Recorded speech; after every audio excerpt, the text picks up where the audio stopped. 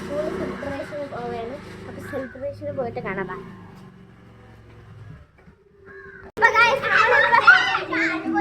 കശിച്ചിട്ട് വന്നതാണ്. എൻ്റെ ഫ്രണ്ട്സുകളൊക്കെ ഉണ്ട്.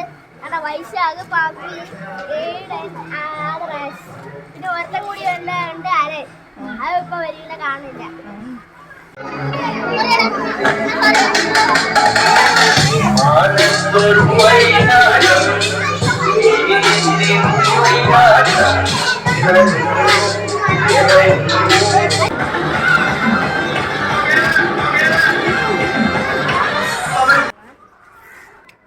ഹാപ്പി ഓണം.